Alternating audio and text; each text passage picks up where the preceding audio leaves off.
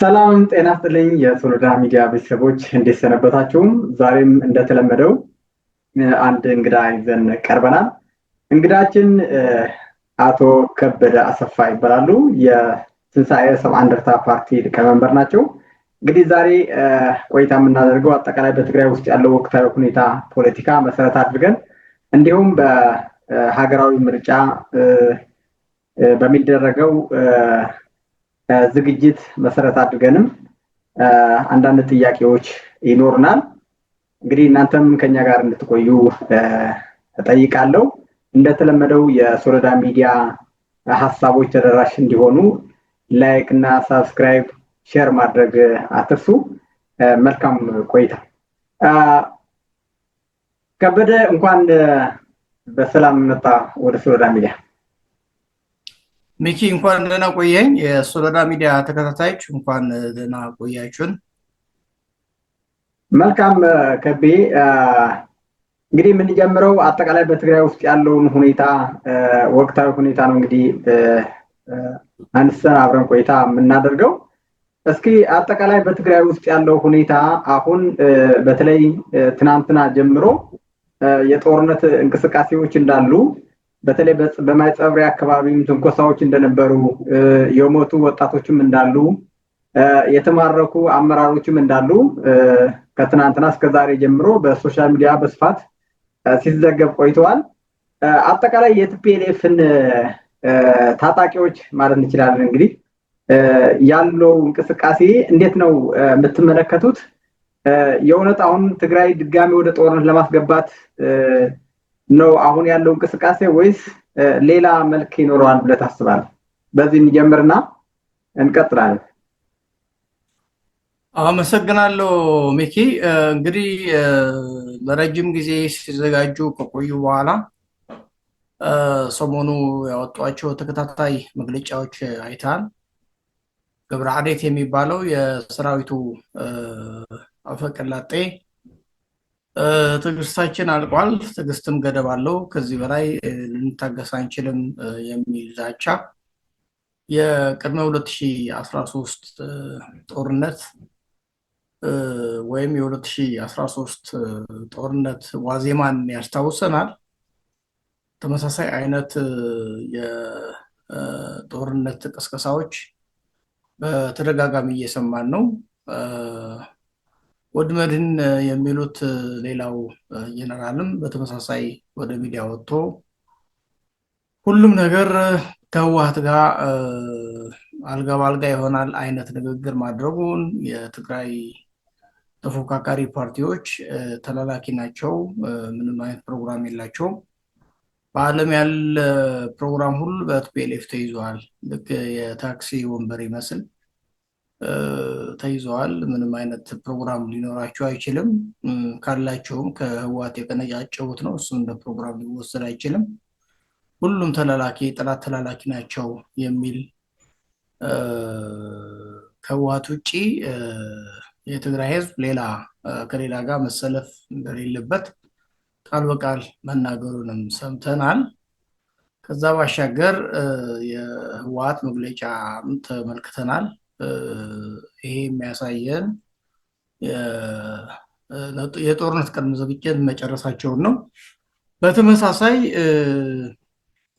የሰራዊቱ ከፍተኛ አመራሮች ሰሞኑ ባደረጉት ግምገማ ለ6 ወር የሚበቃ ትጥቅና ስንቅ በቂ መጠን አዘጋጅተናል። ስለዚህ ከዚህ በኋላ የምንጠብቅበት ምን ምክንያት የለም ብለው መወሰናቸውንም ጭምር ሰምተናል። ይሄ ሁሉ ዝግጅት አድርገው ከጨረሱ በኋላ በመግለጫና በአመራሮች ቃለ መጠይቅ ለጦርነት መዘጋጀታቸውንም አይተናል። በተጨማሪም በትግራይ ውስጥ በተለያዩ አካባቢዎች የጦር መሳሪያ እና ተተኳሾች የጫኑ ትልልቅ ትራክተሮች ከእስከ ሲንቀሳቀሱንም ጭምር ተመልክተናል።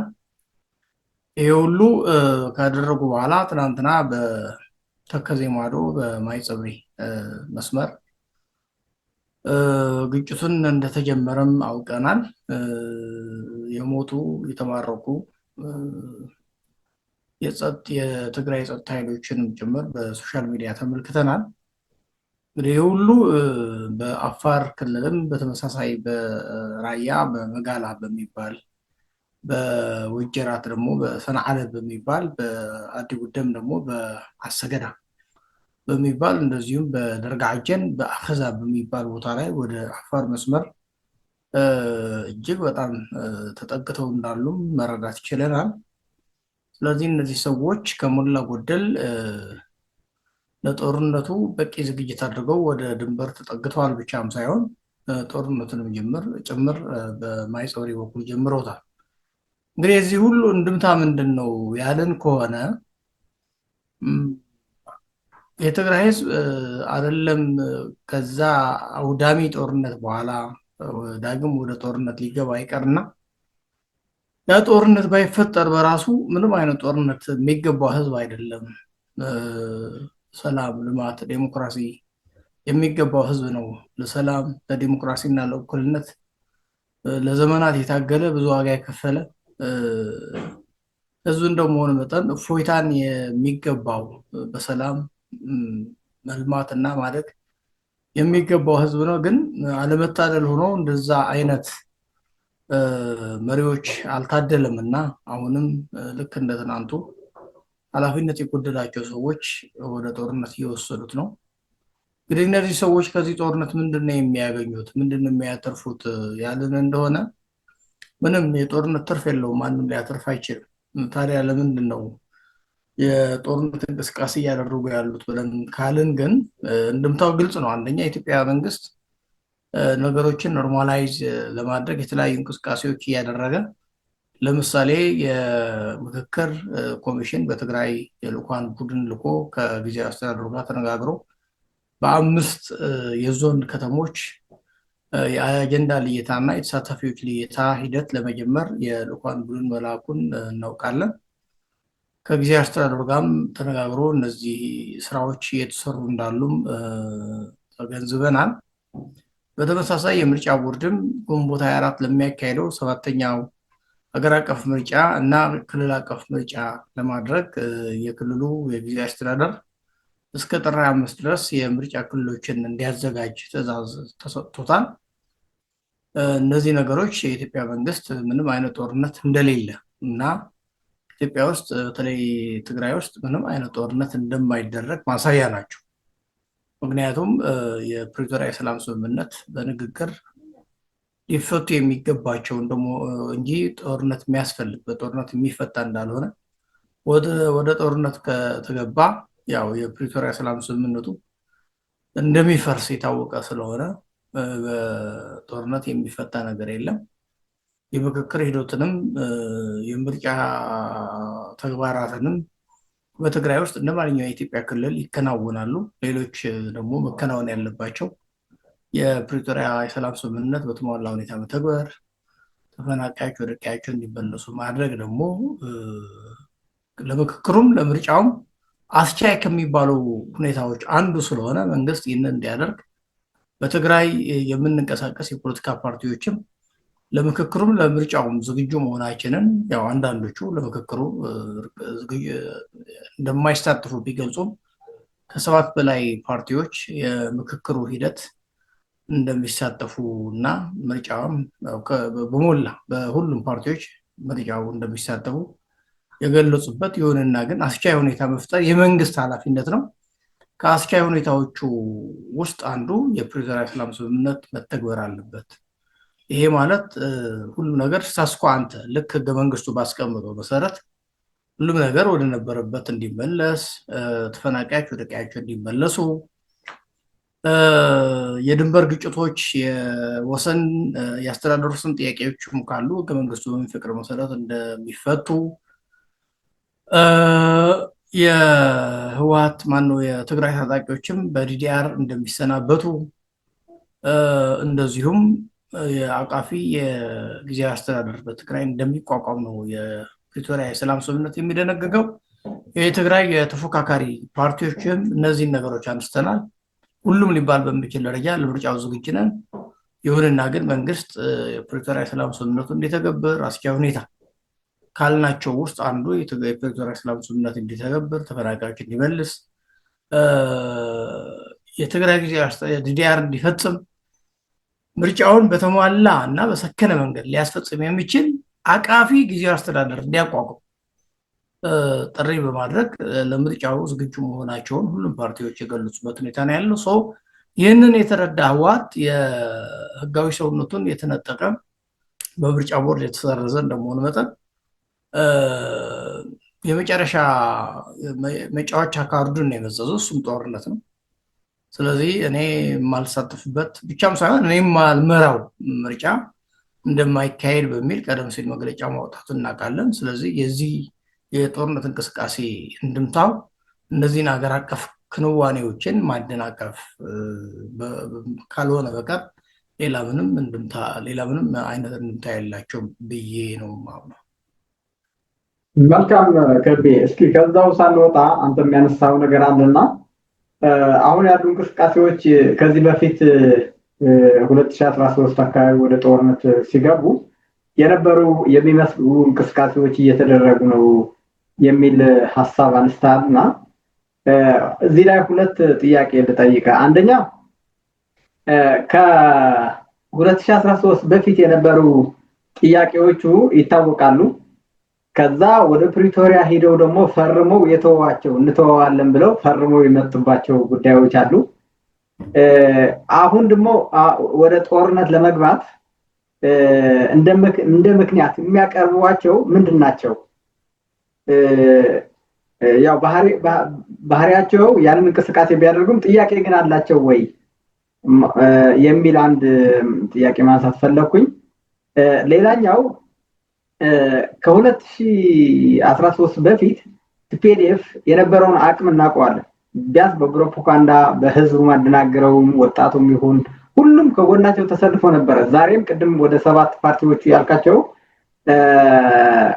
ቢያንስ 5ቱ የሚሆኑ ከዚህ በፊት ትክክል ናቸው ብሎ ለቲፒኤልኤፍ አግዘው ወደ ምርጫም አድርገው ከዛ በኋላም ጦርነት ከተፈጠረ በኋላም ያንን የተመረጠው መንግስት ወደ ቦታው መመለስ አለበት የሚል አቋም ይዘው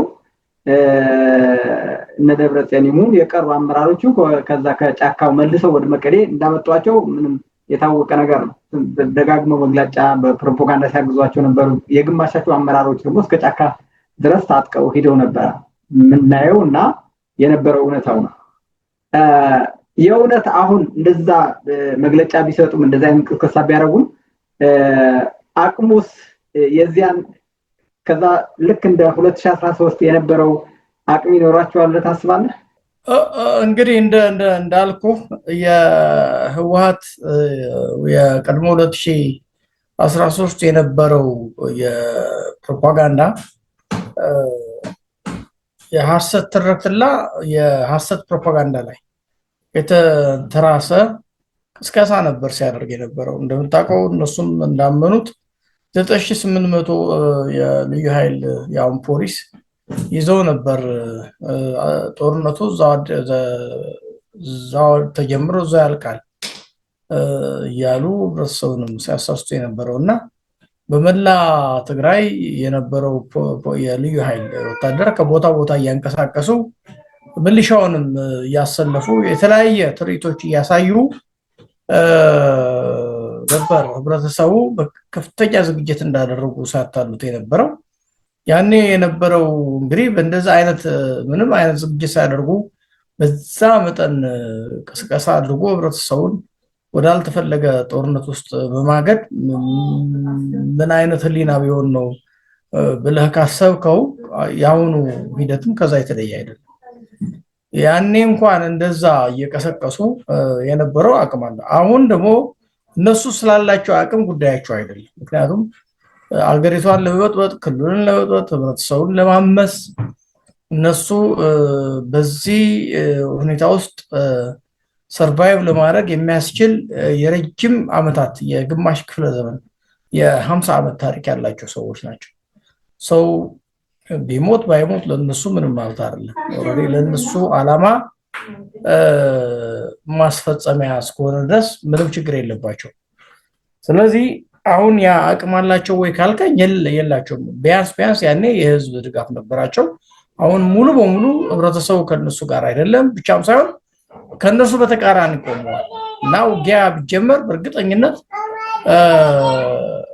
የነሱ ተቃራኒ ነው። ከነሱ በተቃራኒ ተሰልፎ ይወጋቸዋል የሚል እምነት ነው። እና እነዚህ ሰዎች ስላላቸው አቅም ጉዳያቸው አይደለም፣ ምንም ችግር የለባቸው።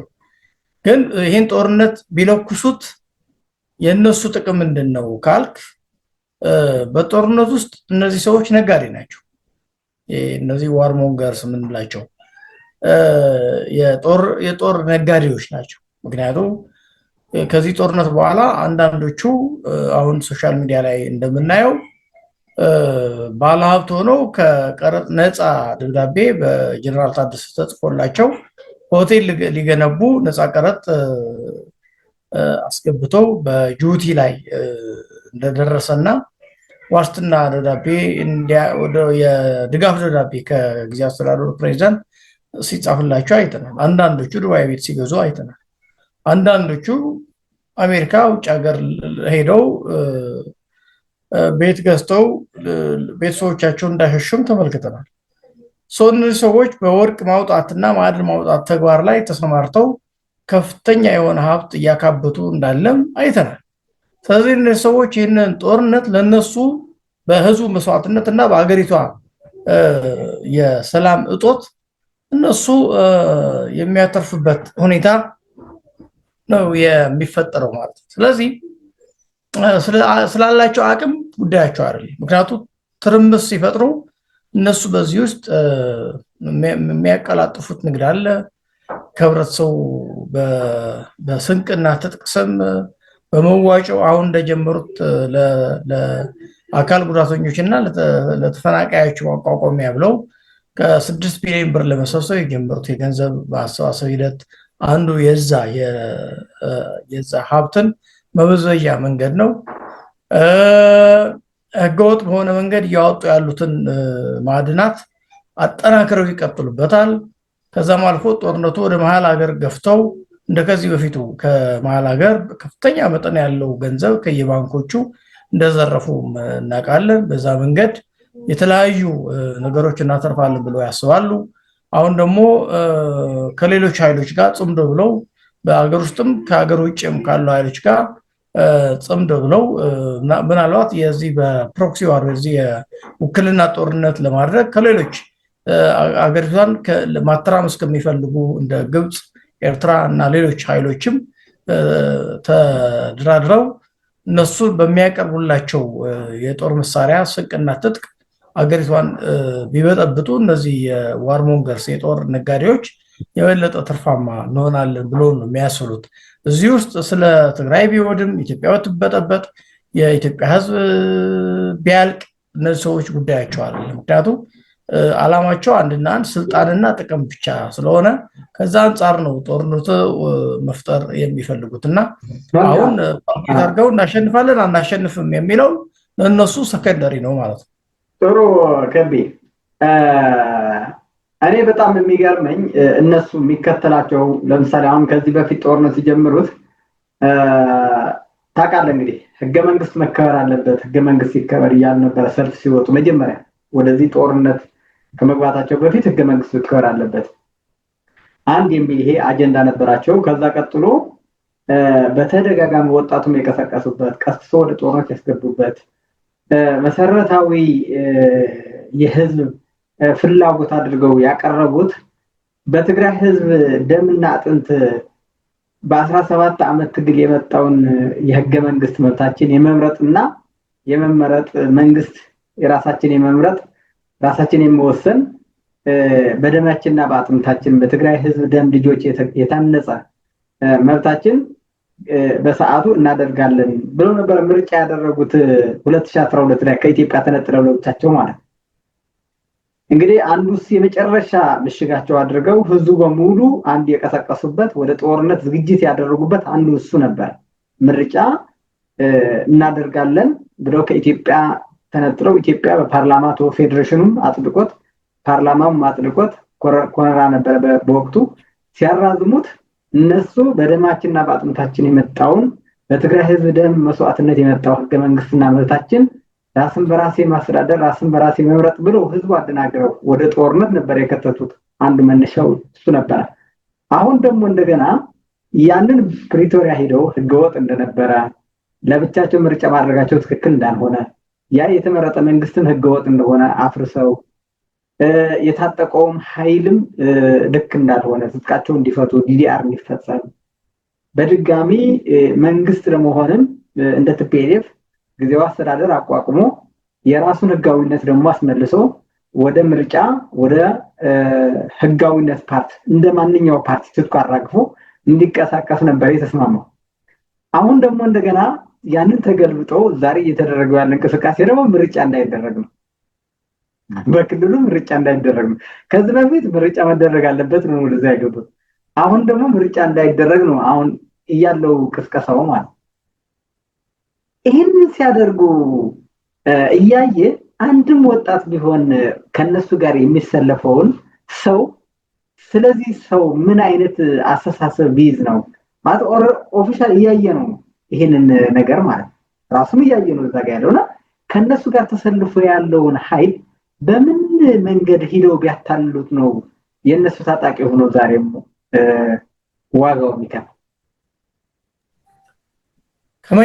ከመጨረሻው ብንጀምር ይሄ ታጣቂ የነሱ ዓላማ በመደገፍ ወይም ደግሞ እነዚህ ሰዎች መርህ አላቸው ዓላማ አላቸው ህዝባዊ ናቸው ብሎ አይደለም።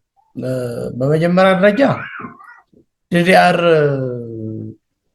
ከሰራዊቱ ከወጣ ዲዲአር አላገኝም ወይም ደግሞ በዚህ በዲዲአር ሲሰራበት በመንግስት በኩል ሊያገኝ የሚችለው ነገር አጣለው በሚል ስጋት ነበር። ሁለተኛ በዲዲአር ሲሰናበት የቤት መስሪያና የስራ ቦታ አገኛለሁ ብሎ አስቦ ነበር የቆየውና ከዛሬ ነገ በዲዲአር ተሰናበታለሁ ብሎ ሲያስብ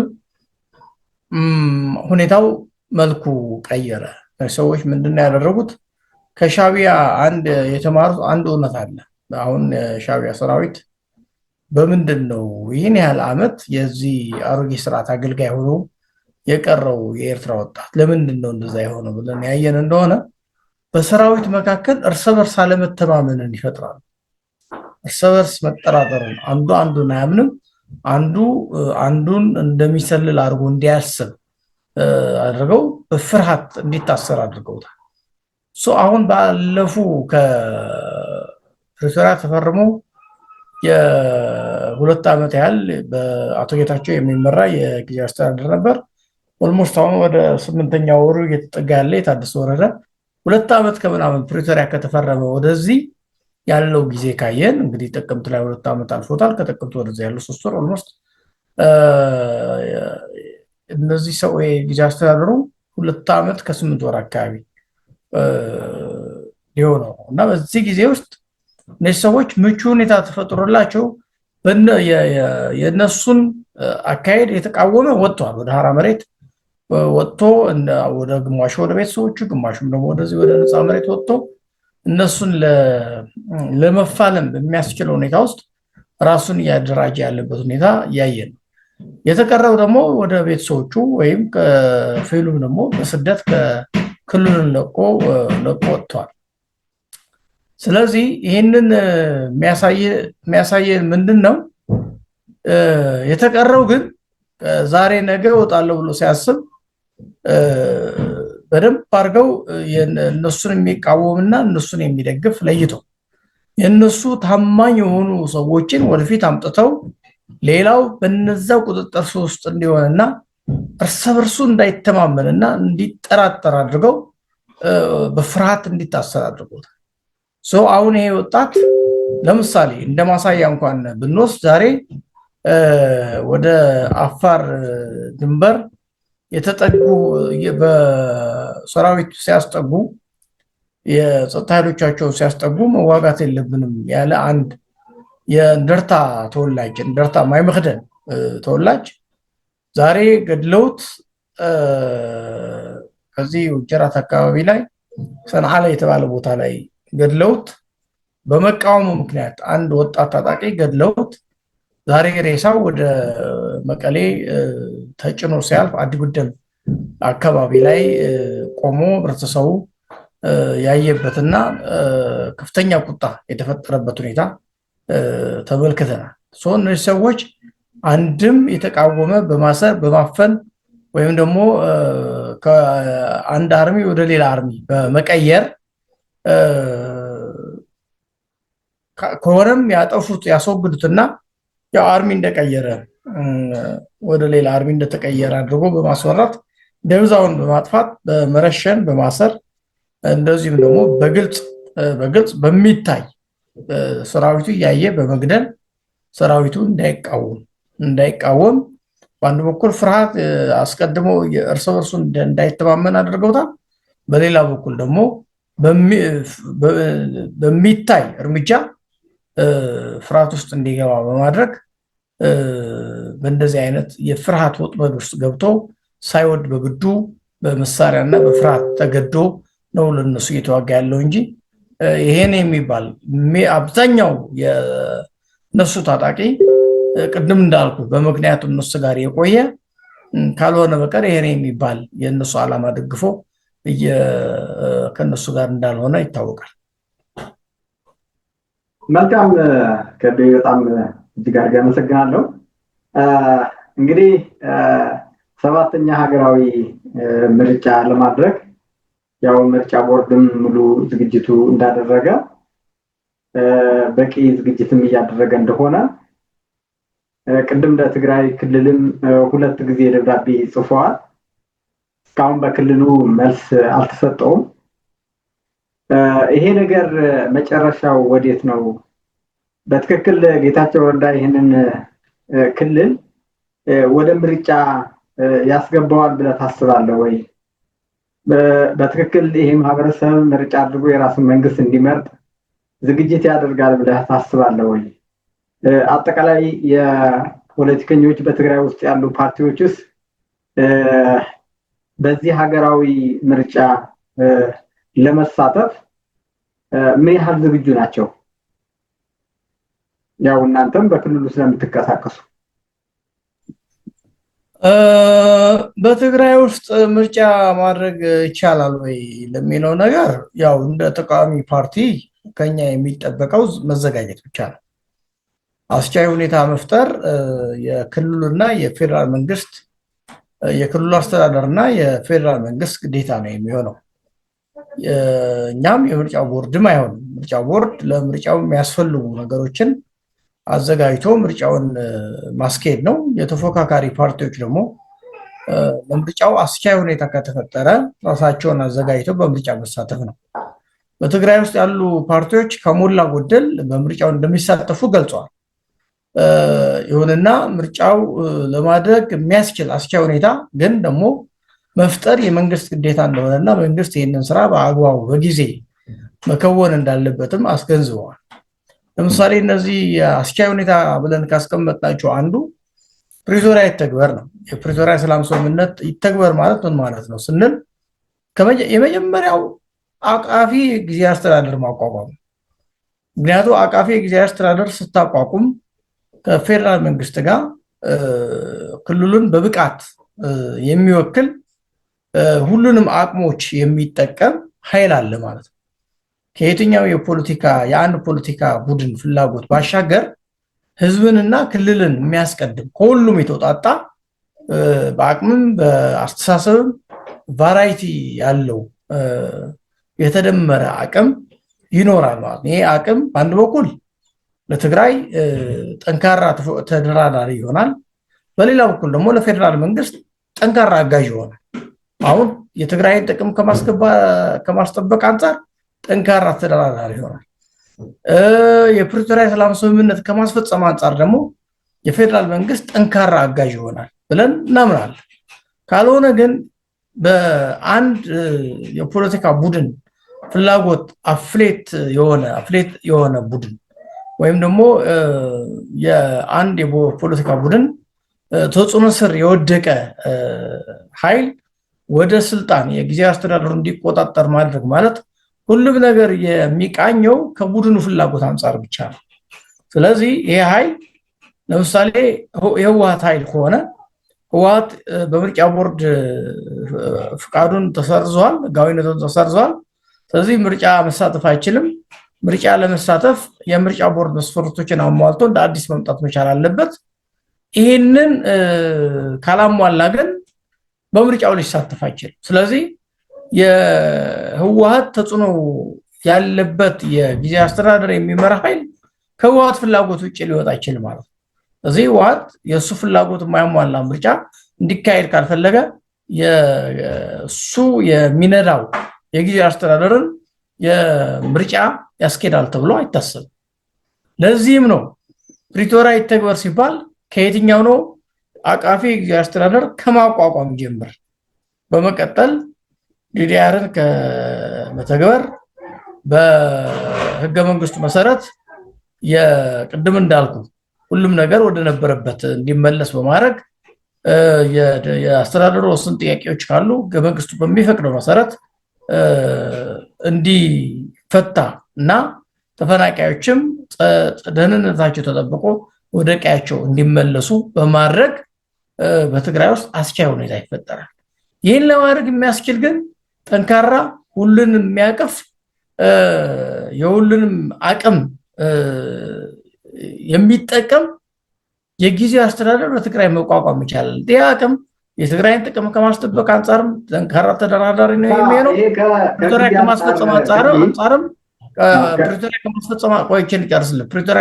አንጻርም የፌዴራል መንግስት ጠንካራ አጋዥ ነው የሚሆነው። ስለዚህ አሁን ይሄ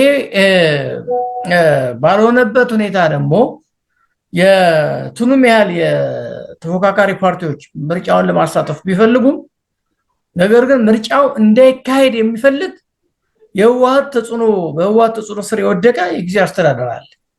ስለዚህ ለዚህም ነው እኮ የምክክር ሂደቱንም ሲጀመር የምርጫ ዝግጅቱንም ሲጀመር የህወሓት ኃይሎች የጦርነት እንቅስቃሴ ውስጥ የገቡት እነዚህ ትልልቅ በተፎካካሪ ፓርቲዎችም የምክክር ሂደቱ እንዳልኩ በሰባት የተፎካካሪ ፓርቲዎች ድጋፍ ያገኘ ነው። የምርጫ ሂደቱ ደግሞ በሁሉም ፓርቲዎች ድጋፍ ያገኘ ነው። ስለዚህ ይሄ በተቃዋሚ ፓርቲዎች ድጋፍ ያገኘ አገር አቀፍ ክንዋኔዎች ማስፈጸም ህወሓት አይፈልግም። ስለዚህ በሱ ተጽዕኖ ስር የወደቀ የጊዜያዊ አስተዳደር የጀነራል ታደሰ የሚመራው ጊዜያዊ አስተዳደር ደግሞ ይህንን ያስፈጽማል ተብሎ አይታሰብም። ስለዚህ ምርጫው በትግራይ ማድረግ ይቻላል ወይ ካልከኝ አሁን ያለው የጊዜያዊ አስተዳደር አቃፊ እስካላደረከው ድረስ የፌዴራል መንግስትም ከሚመለከታቸው የትግራይ ኃይሎች ቁጭ ብሎ መነጋገር እስካልጀመረ ድረስ በዚህ ኃይል የምክክር ሂደቱንም የምርጫ ሂደቱንም ማስፈጸም ያስችል ሁኔታ አለ ብዬ አላምንም። በዛ ደረጃ አሁን ግልጽ እንድታደርግልኝ የምፈልገው ጊዜያዊ አስተዳደር እንደ አዲስ መቋቋም አለበት፣ ሁሉም ያሳተፈ ይህንንም የትግራይን አቅምም ለመሰብሰብ እንዲሁም የፌዴራል መንግስት ደግሞ ሙሉ የጊዜያዊ ፕሪቶሪያን በመፈጸም አጋዥ የሆነ አጋር ያገኛል የሚል ነጥብ አነሳልና እንግዲህ አሁን ምርጫ ለማድረግ ከጊዜ አንጻር 3 ወር አካባቢ ነው የሚቀር። ግንቦት አካባቢ ነው የሚደረገው። እንግዲህ አሁን ጥር መጨረሻ አካባቢ ነው ያለው 3 ወር አካባቢ አይሞላምና እንደገና ጊዜያዊ አስተዳደር አቋቁማ ጊዜያዊ አስተዳደር ውስጥ ከወረዳ ገና አዋቅራ ይሄ ራሱ ጊዜያዊ አስተዳደር ራሱ ያን የሚቋቋሙ ከጊዜው አንጻርና ይሄስ እንዴት ነው ሊሆን የሚችለው ማለት እንግዲህ በዚህ 5 ዓመት ሊሆነው ነው አጠቃላይ የትግራይ ሁኔታ በጊዜው አስተዳደር ነው ያለው። በዶክተር ሙሉ ተሞክሯል። ዶክተር አብርሃም መጥቶ ነበር። አሁን ጌታቸው ረዳ እንደገና ታደሰ ወረደ። በቃ በጊዜው አስተዳደር ነው እየቀጠለ ያለውና ይሄ ነገር እንዴት ነው ማለት አሁን ደግሞ እንደገና ሌላ ጊዜው አስተዳደር እስኪቋቋም ድረስ ጊዜው እያለቀ ነው። የምርጫ ቦርድ ደግሞ የምርጫ ጉዳይ ደግሞ ያው እየቀረበ ነውና ይሄ እንዴት አድርገን ነው የምናስኬደው? ወይስ ምርጫ በዚህ 3 ወር ይቻላል? እንግዲህ ምን መሰለ አሁን የጊዜያዊ አስተዳደር እኮ ለማቋቋም ሳምንት በቂ ነው። ምክንያቱም ከሁሉም ኃይሎች ጋር ቁጭ ብለ መነጋገር ነው እና ይህንን ሊመራ የሚችል አንድ ግብረ ኃይል ማቋቋም ነው። ስለዚህ ሁሉንም ያቀፈ የጊዜያዊ አስተዳደር ለማቋቋም ይህንን አንድ ግብረ ኃይል አቋቁመ ሁሉም ኃይሎች ጋር ንግግር ተደርጎ ሁሉንም የሚያግባባ አሰራር መዘርጋት ነው። በክልሉ ደረጃ ሁሉንም ያቀፈ የጊዜያዊ አስተዳደር ከተቋቋመ በተመሳሳይ የክልሉን ደግሞ የዞንን ደግሞ የወረዳውን ደግሞ የቀበሌው የማደራጀት ስራ በአጭር ጊዜ ውስጥ ሊከናወን የሚችል ነው። ይህንን ለማድረግ ምናልባት የተወሰነ ጊዜ ሊወስድ ይችላል። ያው እስካሁንም ድረስ እኮ ይህንን እያልን ያለ ነው። አቃፊ የሆነ ጊዜያዊ አስተዳደር እንዲሆን ህወሓት ትፈቅዳለች። ልክ እንደ ምርጫ እንዳይደረግ እንደምታደርገው ጊዜያዊ አስተዳደር አካታች የሆነ ለማድረግስ ፈቃደኛ ትሆናለች? ግን የፌዴራል መንግስት ይህን ማድረግ መቻል አለበት። ለምንድን ነው የትግራይ ጉዳይ ለህወሓት የሚተው? አንደኛ ህወሓት ህገወጥ ቡድን ነው። ሁለተኛ ትግራይ የህወሓት ንብረት አይደለም። በትግራይ ውስጥ የተለያዩ ኃይሎች አሉ፣ የሚመለከታቸው ኃይሎች። የፌዴራል መንግስት እያንዳንዱ ነገር በራሱ እሳቤ ወይም በራሱ የተሳሳተ ግምት ህወሓት አይፈቅድም እያሉ ከህወሓት ጋር ከመነጋገር ይልቅ ህወሓት እንደ አንድ ኤሌመንት እንደ አንድ ኢንቲቲ ተወስዶ ሌሎች ኃይሎችም ደግሞ በጋራ ህወሓትንም ያቀፈ ንግግር ማድረግ ነው። አሁን ባለው ሁኔታ ደግሞ ህወሓት ለመታቀፍም የሚያስችል ህጋዊ ሰውነት የለውም። ስለዚህ ህወሓት ህጋዊ ሰውነቱን የማስተካከል ጉዳይ እሱ የራሱ ጉዳይ ነው የሚሆነው። እዛ ከመንግስት ጋር ከሚመለከታቸው ተቋማት ጋር ይነጋገር። ከዛ ውጭ ትግራይ ውስጥ ግን ህጋዊ ሰውነት ያላቸው የሚመለከታቸው አካላት ጋር ቁጭ ብሎ መነጋገር። ስለዚህ በህጉ መሰረት ይህንን እንዲቋቋም ማድረግ ከመነሻውም ይህን ነበር መድረግ የነበረበት። አሁን ህወሓት ይፈቅዳል አይፈቅድም የሚለውን ነገር ህወሓት የመፍቀድ ስልጣን ማን የሰጠው? ከየት ነው የሚመነጨው? የተመረጠ መንግስት አይደለም። ህጋዊ እውቅና እንኳን ያለው ፓርቲ አይደለም። ስለዚህ ህወሓት እንዲበጠብጥና እንዲፈቅድና እንዲከለክል እድል መስጠቱ ምን አመጣው ነው። ስለዚህ ይሄ መቆም መቻል አለበት። የፌዴራል መንግስት ከሱ የሚጠበቀውን ነገር ሁሉን አቀፍ ጊዜያዊ አስተዳደር ማቋቋም ነው። ምርጫ አስፈላጊ ከሆነ እኮ መግፋት እኮ ይቻላል። የግድ ግንቦት መደረግ ያለበት አይመስለኝም የትግራይ ጉዳይ። ኢፍ ፖሲብል ጥሩ ነው፣ በጊዜው እኩል ከሌሎቹ ጋር ማድረግ ነው። ካልሆነም ግን ወረም ሁለት ወረም በማራዘም ከመስከረም 25 በፊት እስከ ጳጉሜንም ገፋ አድርጎ እንደከዚህ በፊቱ የጳጉሜን ስድስተኛው ሀገር አቀፍ ምርጫ ጳጉሜን ነበር የተካሄደው። በተመሳሳይ ይህንንም ወደ ጳጉሜን ገፍቶ ማድረግ ይቻላል። እስከዛ ድረስ ግን የጊዜያዊ አስተዳደሩን በአቃፊ አድርጎ ማቋቋም። ይህንን ለማድረግ የፌዴራል መንግስቱ ስልጣን አለው፣ ማንዴቱም ነው። እስከዛሬ ድረስ ማንዴቱ ያልሆነው ከህወሓት ጋር ብቻ እየተነጋገረ የትግራይን ጉዳይ ለህወሓት ጥሎ መሄዱ ነው ስህተት እንጂ አሁን ህወሓት ይፍቀድም አይፍቀድም የፌዴራል መንግስቱ ግን ትክክለኛውን ነገር ያድርግ። ቀጥሎ ያለውን ይፈቅዳል አልፈቅድም የሚል ኃይል ትግሉ ከተፎካካሪ ፓርቲዎች እና ከምልዓተ ህዝቡ ጋር ይሆናል ማለት ነው።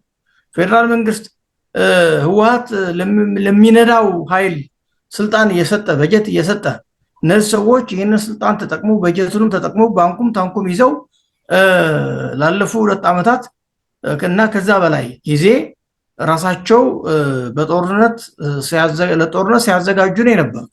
ስለዚህ ለምንድን ነው የኢትዮጵያ መንግስት ገንዘብ እየሰጠ እና ስልጣን እየሰጠ መልሶ የሚወጋውን ኃይል እያደራጀ የመጣው? ካል የፌዴራል መንግስትም ተጠያቂ ነው፣ ትክክልም አይደለም። ስለዚህ አሁንም ቢሆን የፌዴራል መንግስት ማድረግ ያለበት ነገር ትክክለኛውን ነገር ነው። ህወሓት እንዲከለክልም እንዲፈቅድም መፈቀድ የለበትም። ጊዜው ካጠረ ምርጫው ማራዘም ነው፣ መግፋት ነው እንጂ አሁን ታዲያ ስታየው እነዚህ ሰዎች ምርጫ ሲባል ከዚህ በፊት እንደምታውቀው ነው ህገ መንግስት ይከበር ብለው በህገ መንግስት መሰረት ምርጫ ካላደረገን ብለው ጦርነት ከፈቱ። ያኔ እንግዲህ ህግ ለህወሓቶች ለነሱ እስከጠቀመ ድረስ ብቻ ነው የሚጠቀሙበት የሚያከብሩት። የፌዴሬሽን ምክር ቤት እኮ ውሳኔው ስህተትም ይሁን ግን ደግሞ ራሱ ህወሓትም ያለ የተቋቋመ ተቋም ነው። ተቋማት እኮ የተቋማት ነፃነት ተቋማት እኮ እንገንባ ሲባል የተቋማት ውሳኔ ስህተትም ቢሆን ይከበር ማለት ነው።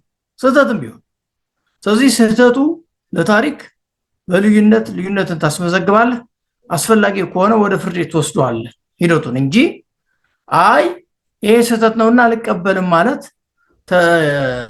የተቋማት ውሳኔን አለማክበር ነው።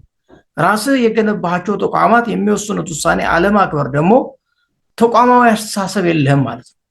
ስለዚህ በተቋማት ማመን ያለው ተቋማት ውሳኔያቸው የተሳሳተ ሊሆን ይችላል፣ ግን ደግሞ ተቋማቱ የወሰኑት ውሳኔ ተቀብለህ ዲፌንድ ማድረግ ካለብህ እስከ ኮርት ድረስ ሄደህ ዲፌንድ ማድረግ ነው እንጂ ያለብህ አይ ይሄ ውሳኔ ተሳሳተ ነው ስለዚህ እኔ ያልቀበለውም አላከብረውም ካልክ የፈጠርካቸው ተቋማት ውሳኔ የገፋ እና የረገጥክ ተቋማትን ልትገነባ አትችልም። ስለዚህ ህወሓት አሁን ደግሞ ጭራሽ የምርጫ ቦርድ ኢትዮጵያዊ ተቋም ነው፣ ይሄ ተቋም የኔ አድርግና ህጋዊ ሰውነትን አድስልሃለሁ ብሎታል። ስለዚህ ህወሓት ደግሞ እያለ ያለው የቀደመው እውቅና ይሰጠኝ ነው። የቀደመው እውቅና ይሰጠኝ ካለ የማሻሻያ አዋጁ ሲወጣ ይህንን አልቀበልም ብሎ ከፌደራል መንግስት ጋር ቁጭ ብሎ መነጋገርና ማሻሻያ አዋጁ የቀደመ እውቅናውን በሚያስመልስ አኳኋን እንዲሆን ከመንግስት ጋር ፖለቲካሊ ዲያሎግ ማድረግ ይገባው ነበር። ስለዚህ ተሽቀራ ደግሞ በአዲሱ አዋጅ በተሻሻለው አዋጅ መሰረት ልዩ የህጋዊ ሰውነት ፈቃድ ከወሰደ በኋላ ግን ይህንን አልቀበልም ይህንን አላከብርም ማለት ህወሓት አንድም ለተቋማት እውቅና የማይሰጥ እንደዚህም ደግሞ በህግ የበላይነት የማያምን ህግ ለሱ እስከጠቀመ ድረስ ብቻ እንጂ እሱ ላይ ሲመጣበት የማይቀበል ህገወጥ ቡድን መሆኑን ያሳየናል። ይህንን ኃይል በምንም አይነት መመዘኛ በምንም አይነት መንገድ ጊዜያዊ አስተዳደሩንም ተቆጣጥሮ እሱ ምርጫንም ሊያደርግ አይችልም፣ የምክክር ሂደቱንም ሊያሳካ አይችልም። ስለዚህ ማድረግ ያለበት ነገር ቢኖር ምንድነው የኢትዮጵያ መንግስት ትክክለኛውን ነገር ማድረግ። ሁለተኛ እዚህ ላይ መታየት ያለበት ነገር ምንድነው አሁን ህወሓት ምን አጣው ብሎ ነው ቅድም ብላይ ነበር ምን አጣው ብሎ ነው አሁን ሲያለ ያለው ካልከኝ እንግዲህ እንደ ምክንያት እየወሰዳቸው ያለው የፕሪቶሪያ ሰላም ስምምነት አልተተገበረም፣ ከጦርነት በፊት የነበሩ የትግራይ አካል የነበሩ ግዛቶች አልተመለሱም፣ የተፈናቃዮች ወደ ቀያቸው የሚላቸው ነገሮች አሉ። ይሄ በዋናነት ችግሩ የህወሓት ቢሆን ፌደራል መንግስትም በተወሰነ መንገድ ሼር ያደርጋል።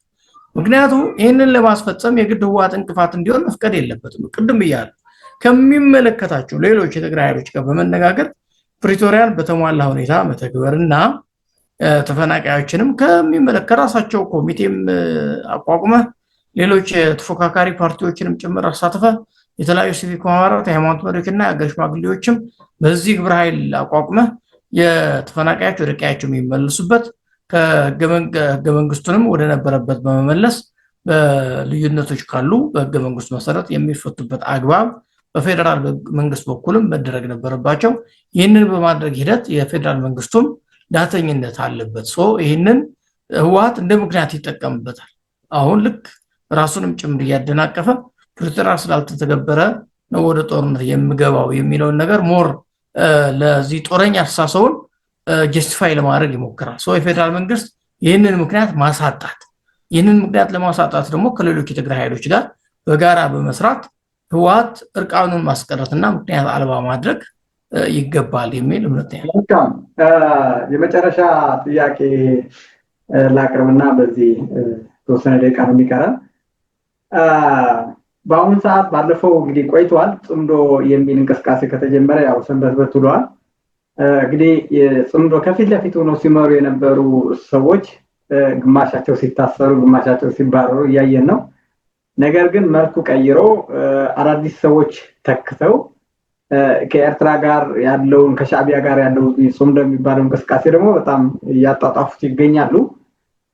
ይሄ ብቻ ሳይሆን ሱዳን ካለውም ህዝብ ለህዝብ ግንኙነት እያሉ ከዛ ተፈናቅለው ከሄዱ ዜጎች ንጹሃን ዜጎችም እንዲሁም ከኤርትራ በኩል ያሉም ከሱዳን እንደዛ እያቀናጁ ጽምዶ እስከ ሱዳን ድረስ ዘልቀዋል እያሉ ብዙ ፕሮፓጋንዳ እየሰሩ ነውና ይሄ ነገር እንግዲህ ከሱዳን ከዛ ከወልቃይት ሁመራ ተፈናቅለው ወደ ሱዳን ይሄደ እዛ ደግሞ እንደገና የሁለት ሀገር ግንኙነት አድርገው የኤርትራና የትግራይ ማህበረሰብ ግንኙነት እና የሶስቱም ሀገራት ብሎ ደግሞ ሌላ ፕሮፓጋንዳ እየሰሩ ነውና በትግራይ ውስጥም ያለው እንቅስቃሴ እያየ ነው። የጀነራሎቹ ጥሪ ጀነራል ምግበይ በአክሱም ተገኝቶ ያስተላለፉት መልእክት አለ። ከኤርትራ መንግስት ድጋፍ እንደሚፈልጉ መቀናጀት እንደሚፈልጉት ደብረጽዮንም የተወሰነ መልእክት አስተላልፎ ነበረ። ጽምዶውን እንዲሳካ እንታገላለን ሲል ነበረ። ያው ኢሳያስ በግልጽ መልስ ስለዚህ ባይናገርም እንግዲህ በእነሱ ቃል አቀባይ በሆነው ተደጋጋሚ ሲናገር አዳምጠነዋል። የመንግስት አካልም እንዳለው ከህዝብ ለህዝብ ግንኙነት አልፎም በወታደራዊ ከፍተኛ ግንኙነት እያደረጉ እንደሆነ በተለያዩ መረጃዎች ይወጣሉ። ይሄ ነገር ወዴት ይሄዳል? መጨረሻ ለትግራይ ህዝብ ያለውን እንድምታ አጠር አድርገህ መልእክት ታስተላልፍና በዚህ እንቋጭ። ህጋዊና ጤናማ የህዝብ ለህዝብ ግንኙነት ተገቢ ነው፣ ሊደረግም ይገባዋል። ምክንያቱም የትግራይ ህዝብ ከኤርትራ ጋርም ከሱዳንም እንደዚሁም ከአጎራባች ክልሎችም ጤናማ የሆነ የህዝብ ለህዝብ ግንኙነት ማድረግ ይጠበቅበታል። ምክንያቱም ለትግራይ ህዝብ ከሰላም ውጪ ሌላ ምንም አይነት ጥቅም ያለው ነገር አይደለም። የሰላምን ዋጋ ከየትኛውም ህዝብ በላይ ትግራይ ህዝብ ያውቀዋል እና እኔ ጤናማ የህዝብ ለህዝብ ግንኙነቶች ይደግፋሉ፣ ትክክልም። ይሁንና ግን መርህ አልባ የሆኑ ግንኙነቶች ለጊዜያዊ ፖለቲካዊ አጀንዳ ሲባል የሚደረጉ ህገወጥ ግንኙነቶች በተለይ የአገር ሉዓላዊነትን የሚጥሱ ከህገ መንግስታዊ ስርዓቱን የሚገዳደሩ ውስጣዊ ህግ የበላይነትን የሚጥሱ ግንኙነቶች ሊቆሙ ይገባቸዋል። ምክንያቱም ሄደው ህዝቡን የሚጎዱ ናቸው። ይሄ ማለት ለምሳሌ ከውጭ ኃይሎች ጋር የሚደረጉ ግንኙነቶች የኢትዮጵያ ህገ መንግስት አይፈቅድም። የትኛውንም አይነት የውጭ ግንኙነት በፌዴራል መንግስት በኩል የሚደረጉ ክንውኖች ናቸው እና ከዚህ ውጪ ዳር ድንበርን እየጣሱ ሉዓላዊነትን እየጣሱ ከውጭ ኃይሎች ጋር የሚደረጉ ግንኙነቶች የሀገር ሉዓላዊነትን የሚጥስ ህገ መንግስታዊ ስርዓቱን ከማፍረስ የማይተናነስ ምክንያቱም የውጭ ግንኙነት የፌዴራል መንግስት ስልጣን እንጂ የክልል ስልጣን ስላልሆነ እንደዚህ አይነት ህገወጥ ክንዋኔዎች ማድረግ ህገወጥ ነው። እንደዚሁም በሱዳን በኩልም ይሁን በኤርትራ በኩል የሚደረጉ ያለ ፌዴራል መንግስት እውቅና ህገወጥ በሆነ መንገድ የሚደረጉ ግንኙነቶች መቆም መቻል አለባቸው። ምክንያቱም ሄደው የሀገር ሉዓላዊነት ጉዳይ ስለሚሆኑ ግጭት ይፈጥራሉ። ግጭት ከተፈጠረ ደግሞ ተጎጂው እዛው አካባቢ ያለ የትግራይ ህዝብ እንደመሆን መጠን ይሄ መቆም መቻል አለበት። ሌላው በአገር ውስጥም በተመሳሳይ መንገድ ከህግ ውጪ የሚንቀሳቀሱ ነፍጥ አንስተው የመንግስት የሚዋጉ ኃይሎች ጋር የሚደረጉ ግንኙነቶች እነዚህም በተመሳሳይ መንገድ አገርን የትግራይ ህዝብን የሚጎዱ ግንኙነቶች ናቸው። ስለዚህ ይሄ ኃይል እርግጥ ነው ይህንን ያቁም ብሎ ማለት የዋህነትም ሞኝነትም ጭምር ነው። ይህ ኃይል ማለት ህግ የማይገዛው መርህ የሚባል ነገር የሌለው ጸረ ህዝብ ኃይል እንደመሆኑ መጠን ለሱ እስከጠቀመ ድረስ ከአጋንንት ጋርም መጣመሩ አይቀርም። ስለዚህ ይሄ ጽምዶ የሚባለውን ነገር ምንም አጋንንት መጥቶ ህወሓት የሚጠቅሙት ከመሰለው ከነሱ ጋር ጥምረት ለመፍጠር ምንም ችግር ያለበት ኃይል አይደለም። ስለዚህ ይህንን ጉዳይ ግን ከጥቅሙ አንጻር ከሚያስከትልበት አደጋ አንጻር የትግራይ ኃይሎች ይህንን እየተቃወሙት ነው። ከዚህ በፊት በተቃራኒ ሁሉም ሊባሉ የሚችሉ የትግራይ ፖለቲካ ኃይሎች አጥብቀው እየኮነኑት ነው ያሉት። ምክንያቱም ሄዶ ዳፋው የትግራይ ህዝብ ላይ ነው የሚያልፈው እና ይሄ ለትግራይ ህዝብ መከራ እና መዘዝ የሚያመጣለትን ነገር ህወሓት ማድረጉን እንዲያቆም ይሄ ህገወጥ ተግባር እንዲቆም በተለያዩ መግለጫዎች እየገለጹ ነው ያሉት። እንደዚሁም ደግሞ ህብረተሰቡንም ይህንን እየተቃወመ ነው ያለው። ስለዚህ ፌዴራል መንግስትም በዚህ ጉዳይ ላይ አቋሙ ገልጿል። ከህግ ውጭ የሚደረጉ የህገ መንግስታዊ የሆኑ ግንኙነቶች መዘዛቸው የከፋ ስለሆነ እንዲቆሙ ብሎ በተደጋጋሚ ማሳሰቢያ ሰጥቷል። በመሆኑም እንግዲህ የትግራይ ኃይሎች የአጠቃላይ የፖለቲካ ፓርቲዎች፣ የሲቪክ ማህበራት፣ የሃይማኖት መሪዎች፣ የተለያዩ የህብረተሰብ ክፍሎች በተቀናጀ ሁኔታ በህዝባዊ እምቢተኝነት ይህንን ኃይል ማስወገድና ወይም ደግሞ ወደ ህጋዊና ሰላማዊ ትግል እንዲመጣ ማድረግ ያስፈልጋል። ይሄ ካልሆነ ግን ከባድ ሊባል የሚችል እልቂት ውስጥ ሊያስገባን ይችላል የሚል መልእክት ነው ያለኝ። መልካም ከቤ ለነበረን ጊዜ በጣም አመሰግናለሁ። ያው ጊዜን መስዋዕት አድርገህ የሚመስል ሀሳብ ስላጋራን ከልብ እናመሰግናለን። እንግዲህ ሶሎዳ ሚዲያ የእናንተ ሚዲያ ነው። ቀጣይ ደግሞ ያው የምርጫ ጉዳይ እንግዲህ ከተሳካ አላማችሁም የምታስተዋውቁበት ሚዲያ ነው። አትጥፉ።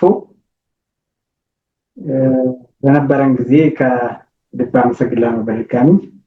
እኔም ላንተም ለሶሎዳ ሚዲያ ተከታታዮችም ጭምር ስላዳመጡን ስለተከታተሉን ሚዲያውንም ሀሳባችን እንገልጽ እድሉ ስለሰጠን አመሰግናለሁ። በቀጣይም በተለያዩ ሀገር አቀፍና ክልል አቀፍ ጉዳዮች ላይ እንደምንገናኝ ተስፋ አድርጋለሁ። እግዚአብሔር ይስጥልኝ። እንግዲህ የሶሎዳ ሚዲያ አድማጮች ይህንን የመሰለ ሀሳብ አቅርበናል። እንግዲህ እናንተም ይህን ሀሳብ አዳምጣችሁ ለሌሎች ኢትዮጵያውያኖችም ሼር እና ሰብስክራይብ ላይክ እንድታደርጉ ጠይቃለሁ። በድጋሚ ለነበረን ቆይታ ከልብ አመሰግናለሁ። ቸር ሰንብቱ።